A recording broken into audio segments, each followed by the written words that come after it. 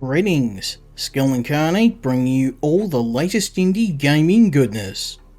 Welcome back as we look at another indie game. This time I'm living the pirate life with Tortuga: A Pirate's Tale. This game was developed by Gaming Mind Studios, a veteran of strategy titles, having developed several classic strategy games such as the Railway Empire series.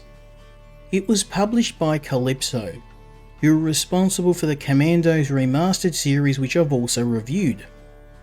Tortuga returns players to the Age of Pirates, a time of high adventure, glittering treasure and epic naval warfare.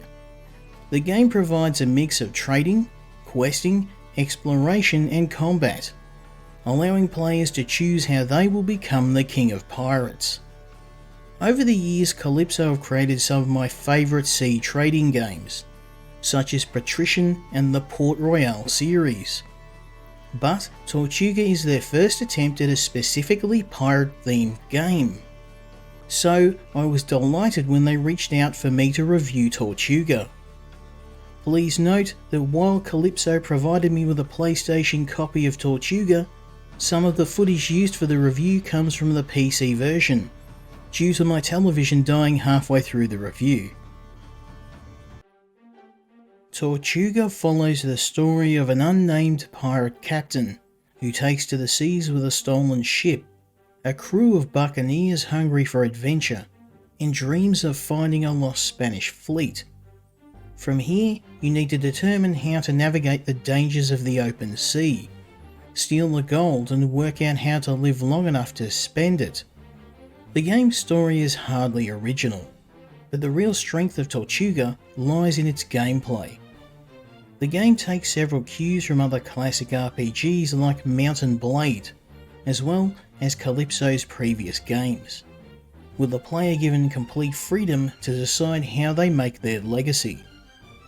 You can pursue the life of a pirate, attacking convoys and stealing their booty and even their ships. You can ally yourself with one of the four main countries in the game: England, the Netherlands, Spain or France, and complete tasks to earn their trust and boost your reputation. You can even become a mercenary, selling your services to the highest bidder.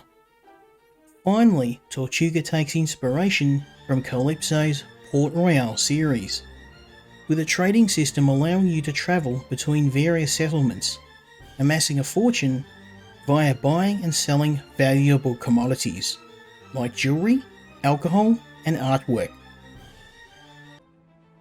The game takes place through a series of expeditions where the crew sets out to earn as much money as possible during each trip. As a captain, you need to manage the status of your fleet and the crew serving on them. You'll constantly monitor your stock of food and alcohol to keep your people happy. Combat in Tortuga consists of a simple turn-based system, allowing you to position your fleet to trade cannon fire with the enemy, or to flank them and execute a boarding attempt to steal their vessels for yourself. As your fleet sustains damage from battle, you'll need repair, requiring you to seek out friendly towns to resupply. As you improve your reputation with the countries, you can contact local governors to pick up more lucrative jobs, and visit the local tavern to hire additional crews and captains. At the end of each expedition, you'll split your loot, and specialise your captains with additional skills, like sword fighting and boarding. You can specialise your ships with larger sails, heavy armour and cannons. However, some of the best moments of the game for me was the experience of exploring the open sea, with nothing but the sound of birds and the waves as I attempted to uncover all the game's secrets. Tortuga is one of the best pirate-themed games I've played since the original Sid Meier's Pirates, with an open world to explore and the freedom to approach the game my way. However, there's one major issue, and that is the graphics. The game has some extremely low quality textures, specifically for the trees and land sections of the map. Given the game takes place at sea, this wouldn't normally be an issue, but the blurry visuals every time I visited a town really did impact my immersion in the game. The problem was more noticeable on the PlayStation, even after some tweaks, so my recommendation is to pick up the PC version, as despite these graphical issues it's still one of the best pirate games of all time. It's my hope the developers will take the time to fine-tune the graphics, particularly for the console.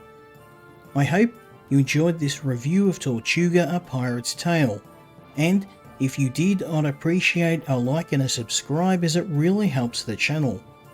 As always, let me know your thoughts in the comments, and I hope you'll join me next time when we look at another indie game. Until then, Skill Incarnate, out.